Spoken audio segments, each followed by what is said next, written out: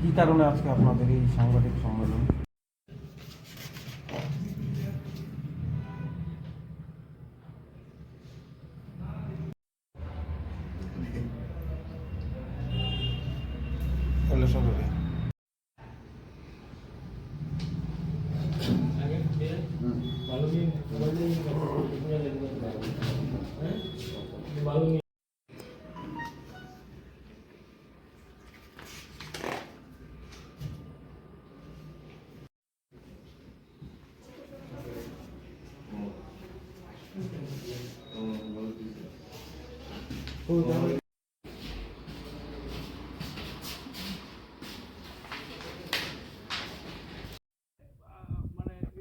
আমরা দেখতে পাচ্ছি যে ত্রিপুরা মথা আজকে রাজনৈতিকভাবে তার যে প্রধান বিরোধী দল হয়েছে, সে বিজেপির বিরুদ্ধে লড়াই করে হয়েছে, বিজেপির বিরুদ্ধে লড়াই করে সে প্রধান বিরোধী দলে পরিণত হয়েছে। কিন্তু ত্রিপুরা মথা আজকে লড়াই করছে না, বিরোধী দলের ভূমিকা পালন করছে না। আমরা মনে করি যে আজকেই একটা গুরুত্বপূর্ণ সময় যে ত্রিপুরা মথাকে এই ঐতিহাসিক দায়িত্ব পালনে এগিয়ে আসতে হবে।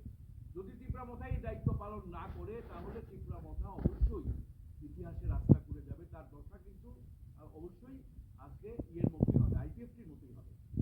তো আমরা ত্রিপুরা মথাকে বলতে চাই যে আজকে যেভাবে ইন্ডিয়া জোট গড়ে উঠেছে ঐতিহাসিক প্রয়োজনে, দেশে সংবিধান রক্ষার জন্য, গণতন্ত্র রক্ষার জন্য, হ্যাঁ, দেশের যে বহুত্ববাদী যে যুক্তরাষ্ট্রীয় ব্যবস্থা, সেটাকে রক্ষা করার জন্য আজকে ইন্ডিয়া জোট গড়ে উঠেছে। বহু মতাদর্শের লোক, এমনকি শিবসেনার সাথেও আমরা কমিউনিস্টরা ঐক্যবদ্ধ হয়েছি। কেন? দেশের যুক্তরাষ্ট্রীয়তাকে রক্ষা করতে হবে, সংবিধানকে রক্ষা করতে হবে, গণতন্ত্রকে রক্ষা করতে হবে। কিন্তু আজকে অদ্ভুতভাবে আমরা লক্ষ্য করছি যে আমাদের রাজ্যে গত বিধানসভা নির্বাচনেও জোট হয়নি, সামগ্রিকভাবে জোট হয়নি বিরোধীদের মধ্যে।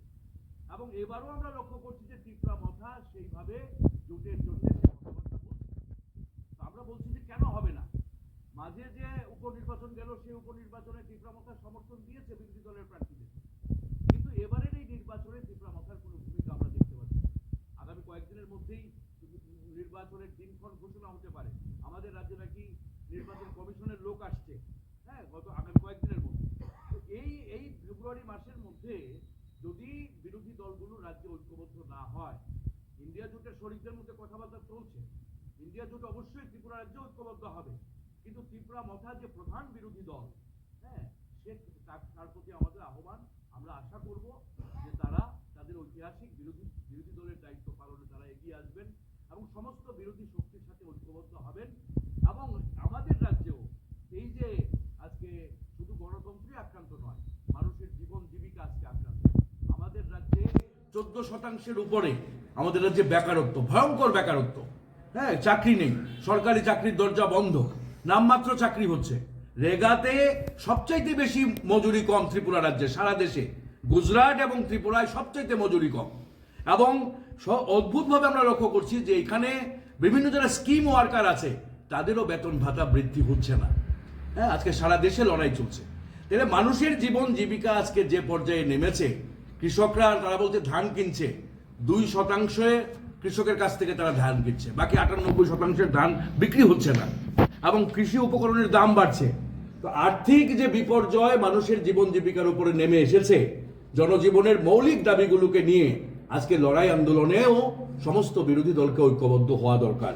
আমরা ত্রিপুরা মথা দলের কাছে বিনীতভাবে আবেদন করব যে আজকে গণতন্ত্র রক্ষায়, সংবিধান রক্ষায়, জনজাতিদের তার যে স্বশাসনের অধিকার, আজকে এই মোদির যে স্বৈরাচারী শাসন, তার বিরুদ্ধে লড়াইকে শক্তিশালী করার জন্য, এবং মানুষের জীবন জীবিকার যে সমস্যা, আজকে জনজীবনের মৌলিক দাবিগুলোকে নিয়ে আজকে ঐক্যবদ্ধ হওয়ার আমরা আবেদন রাখছি। এবং আগামী লোকসভা নির্বাচনে ইন্ডিয়া জোটের সাথে ত্রিপুরা মথাকে ঐক্যবদ্ধ জোট করার জন্য আমরা আবেদন রাখছি। এর জন্য আজকে আমরা আপনাদের মাধ্যমে রাজ্যবাসীর কাছে এই খোলা চিঠি ত্রিপুরা মথার উদ্দেশ্যে আমরা আজকে দিতে চাই। ধন্যবাদ।